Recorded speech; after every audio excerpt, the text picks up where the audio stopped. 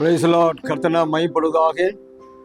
இந்த புதிய நாளிலே உங்களை சந்திப்பதிலே மிகுந்த மகிழ்ச்சி அடைகிறேன். தினம் ஒரு லோகோஸ் வார்த்தை மூலமாக தினம் ஒரு புதிய வார்த்தையை உங்களுக்கு சொல்லி ஜெபிக்கும்படியாக கர்த்தர் கொடுத்த கிருபைகளுக்கு கர்த்தருக்கு நன்றி சொல்லி இந்த கால வேளையிலே உங்களை கர்த்தர் ஆசீர்வதிக்கும்படியாக உங்களுக்காக ஒரு வசனத்தை வாசித்து ஜெபிக்க விரும்புகிறேன்.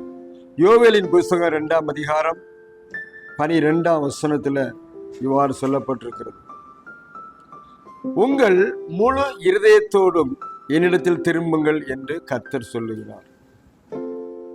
யோவேல் தீர்க்கதரிசி அவங்களுக்கு வந்த பிரச்சனைகளை பார்த்து சொல்லும்போது, இனி வரப்போற பிரச்சனைகள் என்னென்ன காரியங்கள்லாம் வரப்போகுது, இழந்து நீங்கள் விடுதலை ஆக்கப்பட என்ன செய்ய வேண்டும் என்று சொல்லி யோவேலின் மூலமாக கர்த்தர் இஸ்ரவேல் ஜனங்களை பார்த்து சொல்லுகிற ஒரு காரியம் என்னன்னா, உங்கள் முழு இதயத்தோடும் என்னிடத்தில் திரும்புங்கள் என்று கர்த்தர் சொல்லுங்க. முதல்ல முழு இருதயம், இரண்டாவது என்னிடத்தில்.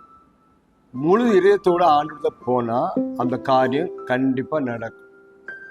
எப்படிப்பட்ட சூழ்நிலையில் இருந்தாலும் சரி, எவ்வளவு பெரிய தப்பு பண்ணியிருந்தாலும் முழு இதயத்தோட, ஆண்டவரே நான் ஒரு பாவி என்று சொல்லி நீ ஒத்துக்கொண்டு போகும்போது அதை மன்னித்து ஆண்டவர் உங்களுக்கு இறங்குகிறது. அது சொல்லப்பட்டிருக்கு, முழு இதயத்தோடும் என்னிடத்தில் திரும்புங்கள் என்று கர்த்தர் சொல்லுகிறார். அந்த கால வேளையில இஸ்ரவேல் ஜனங்களை பார்த்து சொல்ற அதே வார்த்தை தான் இன்றைக்கு நம்மை பார்த்து கர்த்தர் சொல்ல விரும்புகிறார், என்னிடத்தில் திரும்புங்கள்.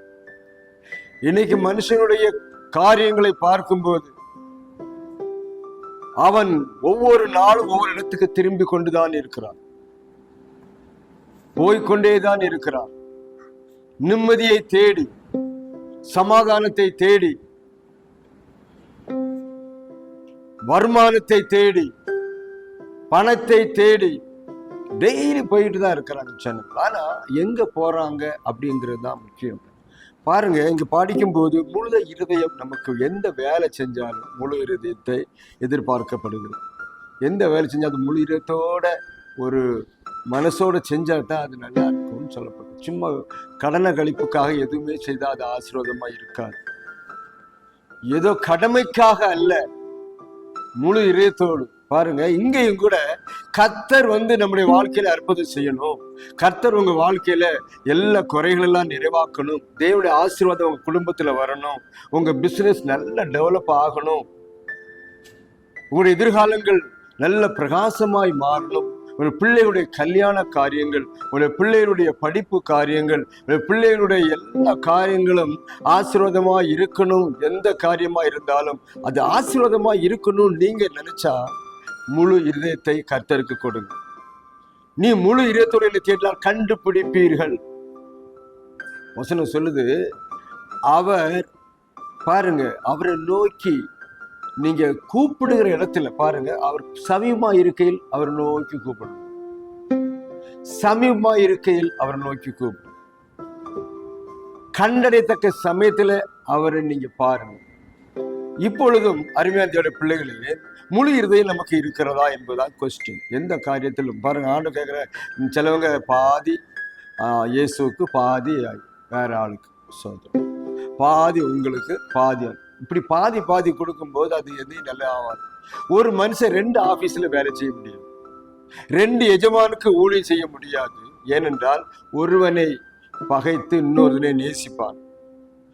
2 பேரையும் ஒண்ணு போல வைக்க முடியாது. அதனாலதான் பாருங்க, நீ பாதி பாதி, சிலவங்க எல்லாம் பாப்பான், பாதிதான், அன்பே இருக்காது. சிலவங்க குடும்பங்கள்ல பாதி அன்பு தான் இருக்கும், பாதி வெளியெங்கேயோ இருக்கும். சோதரம் பிள்ளைகள் மேலே அப்படித்தான், அன்பே இருக்காது. மனைவி மேல இருக்காது, புருஷன் மேல அன்பு இருக்காது.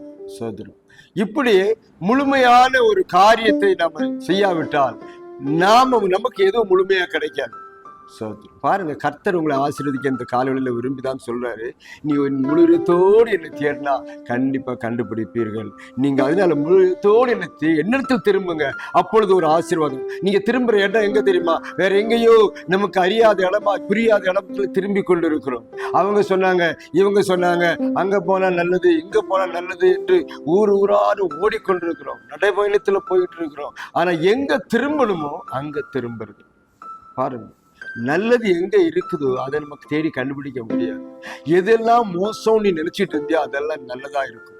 எதெல்லாம் நல்லதுன்னு இப்போ நினைச்சு கொண்டிருக்கிறீர்களோ அது மோசமானது எங்களுக்கு என்று உங்களுக்கு எப்போ தெரிய வரும்? கடைசியில் தான் தெரியும். அதனால கர்த்தர் இன்றைக்கு நம்ம பார்த்து சொல்றாரு, இந்த உலகத்தை படைத்தவர், வார்த்தையினால் உருவாக்கியவர், இந்த உலகத்தை சர்வ சிருஷ்டிகளையும் உருவாக்கியவர் சொல்றாரு, நீ என்ன செய், முழு இதயத்தோடு என்னிடத்தில் திரும்பு என்று கர்த்தர் சொல்லு. ஆண்டவர் தான் சொல்லிட்டு இருக்கிறார், மனுஷன் இல்லை.